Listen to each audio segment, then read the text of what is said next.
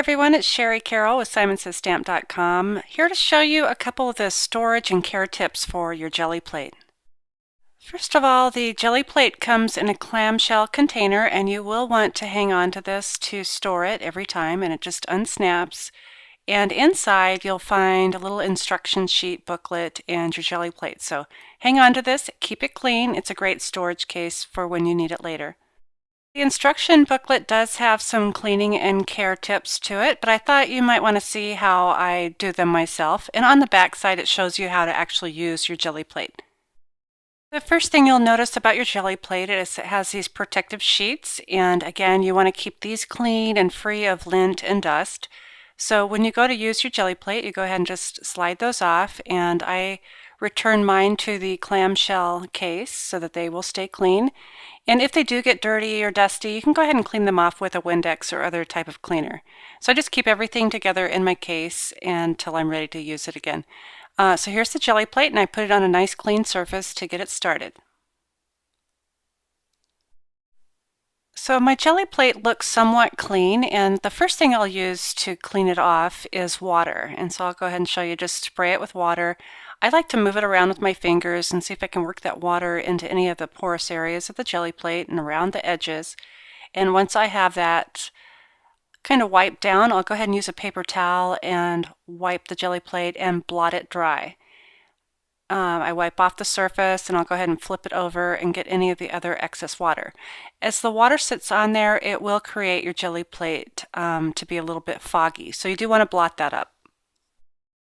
Another suggested cleaner would be like a hand sanitizer, and I have found a really nice size bottle. I found it on sale for a couple dollars, and I just kind of put that on my fingers, and then I'll rub that into the Gelli Plate.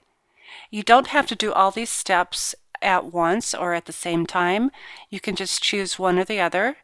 I do like to use the hand sanitizer because it not only cleans my Gelli Plate, but it cleans my hands.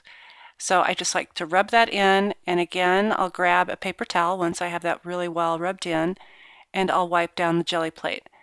I like to hold the bottom of it with my thumb so I don't move it around too much, but again just kind of dry that off. Again, dry my surface, wipe it down, and then I'll flip my Gelli Plate over.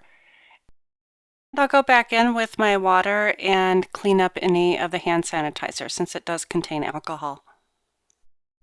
In the instruction sheet, it also says that you can use a baby wipe, so I'll go ahead and wipe this down with a baby wipe. And I find that the cheaper the baby wipe, the better. It has less lint. And so again, you can just clean it off. I like to go around the sides. You will get an excess amount of paint and stuff stuck on the sides, so it's always good to clean off those sides. And then again, I'll go back with my paper towel and blot up the baby wipe. The Gelli Plate is infused with mineral oil, so it does contain an oil. I wouldn't put this on a wood surface or anything. And so I'm going to go back in now with some baby oil, since the main ingredient for baby oil is mineral oil. This will create a really nice sheen to your Gelli Plate. And here I'll just rub this in with my fingers. And what's really amazing is how much I've already cleaned my Gelli Plate and how much the oil will clean it even better. So you'll see in a second when I go to wipe this up with a paper towel. I like to just rub that around. And so now I'm going to blot this off, and this will give me that nice sheen so it looks really original. I can see that I'm starting to pick up some of the yellow paint that I have on there. You can kind of see the residue. So as I drag that across, I end up picking up more of the paint that might be embedded into that plate. Yep, so there's some more kind of orange colored. So I might do this a couple times until I see less paint coming up from the Gelli Plate.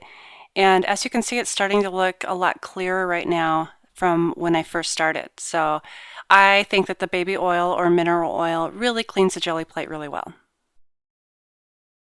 Once I'm happy with my cleaning, I'll go ahead and return the plastic sheets to the top and bottom of the Gelli Plate, and I just lay those on, and then I'll go ahead and press the air out, and I'll go ahead and do the same to the other side.